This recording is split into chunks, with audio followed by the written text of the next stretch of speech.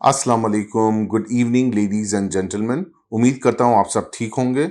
मैं फैसल ढेरी आपकी खिदमत में हाजिर हूँ एक नई एपिसोड के साथ जिसका नाम है mid week market recap by foundation securities, जहां हम डिस्कस करेंगे की performance takeaways of PSX from the last 3 working days. अगर हम परफॉर्मेंस लेवल पे निगाह डालें तो after a very long holidays of Eid, Wednesday वाले दिन मार्केट ने ओपन किया 41,188 इंडेक्स पॉइंट्स के साथ, और आज थर्सडे वाले दिन हमने देखा कि एक अच्छे वॉल्यूम के साथ क्लोजिंग आई और it will settle to close at 41,417 index points के साथ। मजमूई तौर पे 2 दिन के अंदर 230 पॉइंट्स का इजाफा देखा गया है in the benchmark KSE 100 index over the last 2 working days. अगर हम लिक्विडिटी फ्रंट पे निगाह डालें तो वेनसडे वाले दिन केसी 100 इंडेक्स में 81 मिलियन शेयर्स का मजमूई तौर पे काम देखा गया, फॉलोड बाय आज के दिन थर्सडे वाले दिन ओवरऑल 92 मिलियन शेयर्स का मजमूई तौर पे काम देखा गया, an upside of 11% on day basis as far as volumes are concerned. Due to the Ramzan effect और हमने ईद हॉलीडेज की वजह से देखा कि बड़ा लेजी मोमेंटम कंटिन्यूड रहा था पूरे रमजान के महीने में, और आज हमने देखा कि आज और वेनसडे वाले दिन कुछ बेहतर वॉल्यूम्स नजर आया और एटलीस्ट कुछ पार्टिसिपेशन नजर आई from the local and from the institutions and, तो which is a positive sign for the market and the investor at large.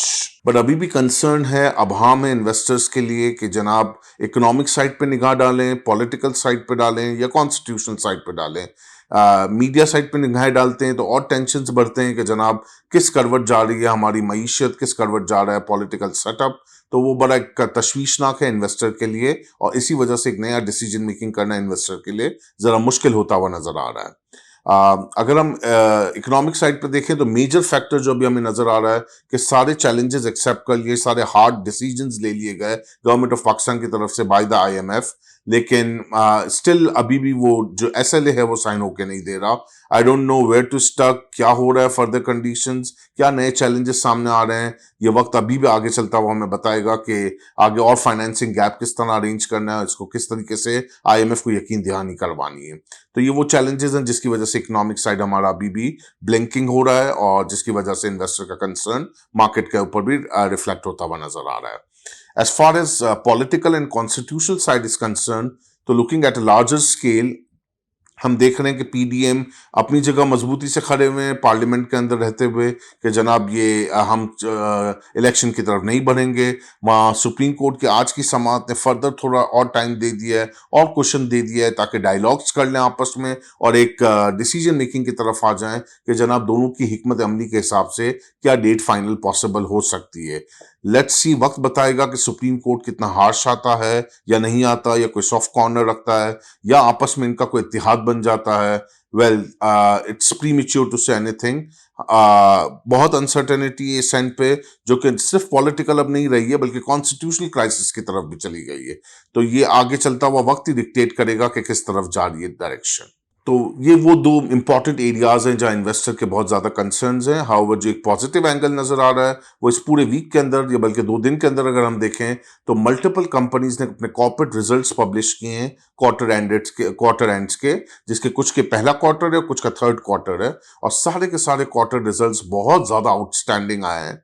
बहुत ज्यादा सेम पीरियड लास्ट ईयर के मुकाबले में कंपेयर करते हैं तो एक रोबस्ट ग्रोथ के साथ आए हैं। बट वेरी अनफॉर्चुनेट कि इस रिजल्ट के साथ भी इतने सस्ते वैल्यूएशंस के बाद भी मार्केट में वो चेयरिश मोमेंटम नजर नहीं आ रहा जो होना चाहिए, और इसकी मेन वजह यही समझ में आ रही है कि डिले ऑफ द आईएमएफ, जिसमें एसएलए अब तक साइन होके नहीं दे रहा, जिस पर आपका करेंसी और इकोनॉमिक क्राइसिस सामने खड़े हुए हैं, and the second point is political uncertainty followed by the constitutional crisis. So ये वो चीजें हैं जिस पर अभी भी कंसर्न है। अदरवाइज वरना वैल्यूएशन पॉइंट ऑफ व्यू से बात करें, पी मल्टीपल के पॉइंट ऑफ व्यू से बात करें, सस्ती तरीन मार्केट है, 3 के मल्टीपल पे ट्रेड करती हुई नजर आ रही है।